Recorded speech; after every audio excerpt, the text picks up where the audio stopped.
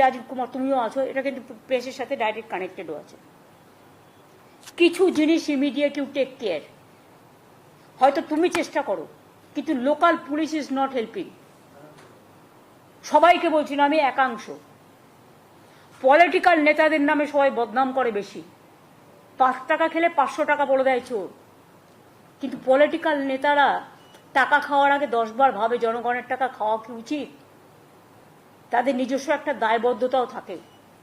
কিন্তু লোয়ার লেভেলে কিছু অফিসার্স, কিছু কর্মী যারা এই গভর্নমেন্টকে ভালোবাসে না, এবং তোমার পুলিশেরও কিছু লোক, তারা টাকা খেয়ে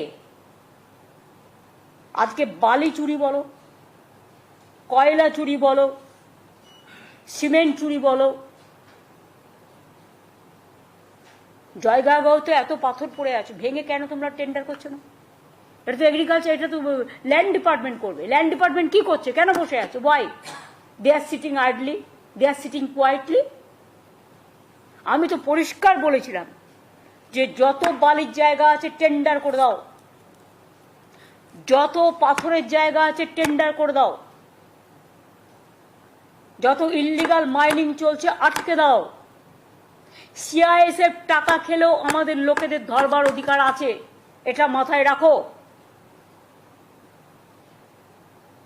কারণ চুরি হলো যখন বলবে কয়লা চুরি করছে তৃণমূল কংগ্রেস, আর চুরি করবে সিআইএসএফ টাকা খেয়ে বা পুলিশের একাংশ টাকা খেয়ে, আমি এটা টলারেট করব না।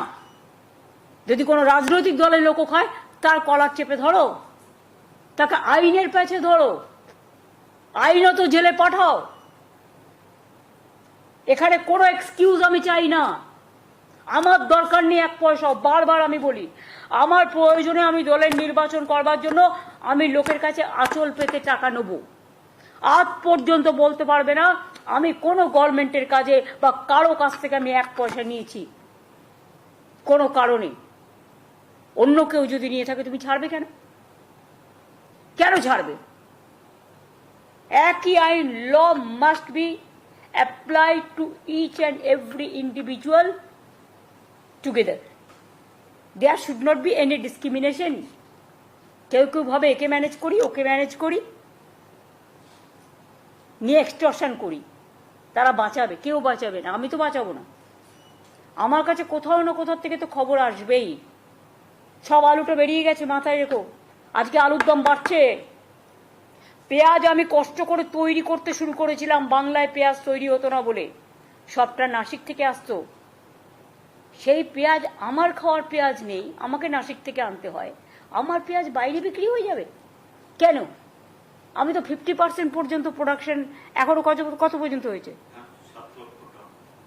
7 লক্ষ টন টন আমি বুঝি না।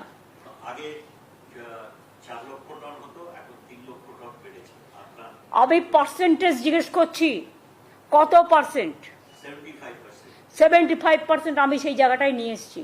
তো আমার যদি 50% বিক্রি হয়ে যায়, বাইরে এক্সপোর্ট হয়ে যায়, কারা গো? তাকে আমি টাকা দেবো, তাকে আমি বিমা দেব, তাকে আমি জমি উর্বর করার জন্য ইকুইপমেন্টস দেবো,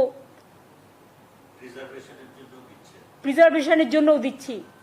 আর কিছু লোক বিজনেস করতে গিয়ে কমার্শিয়ালি স্টেটকে এক্সপ্লয়েট করবে। এটা যারা চাষি তারা করে না, এটা কিছু মিডল ম্যান আছে তারা করে, যারা দালালি করে সমাজটাকে শেষ করে দেয়।